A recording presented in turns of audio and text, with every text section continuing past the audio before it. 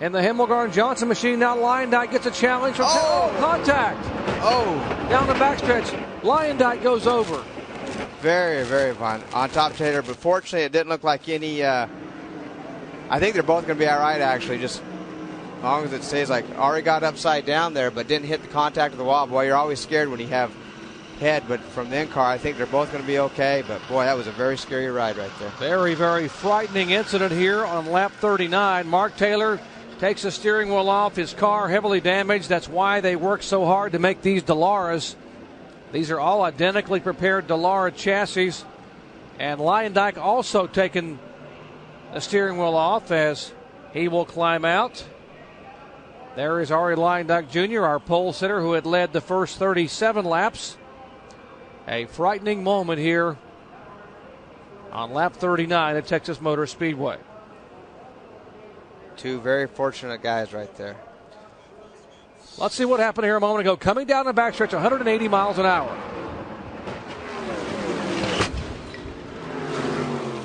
Right.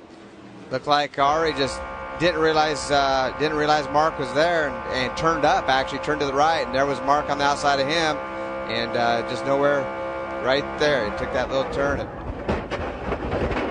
boy, those were two very fortunate guys right there. That could have been, it was an ugly wreck, but fortunately these cars are built to have accidents as long as they're built to have speed, and wow, both of them walking away from Look at that onboard camera shot up underneath the car of, look again, Ari Luyendyk Jr. turning right.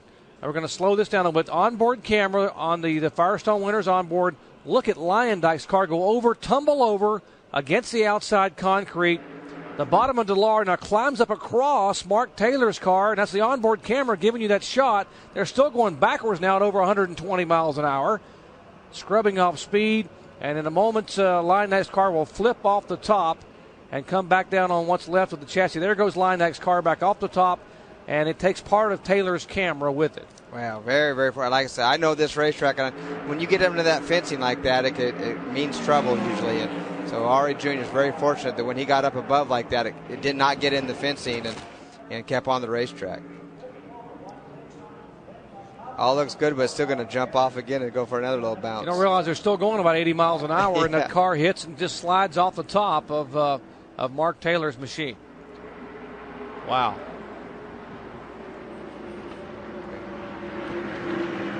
You got to give a call to Roger Bailey, the executive director of this series, Butch Meyer, Rick Mears, all the people who make sure these cars are as safe as they could possibly be. They're all identical Dallara chassis with the Infiniti Q45 engines in them. And once again, watch this impact. He just turns, looks like he turns right there, right in front of Taylor. He turns right in front. He didn't realize that Taylor was there, and he turned up to go on the outside of Fike to try to get that lead back, and caught his right rear onto Taylor's left front, and boy, there it went. And I know it's not that much fun for Taylor either. I mean, he looked like he had the easier of the two of them because he wasn't flying around. But Atlanta a few years ago, when, if you can remember, the IndyCar wreck coming off of turn 4, and I remember Casey Mears and Jack Miller going over the top of me, and fire and flames going on, and even though you're on the ground and you're not flying around, it's still not that much fun when cars are going over the top of you.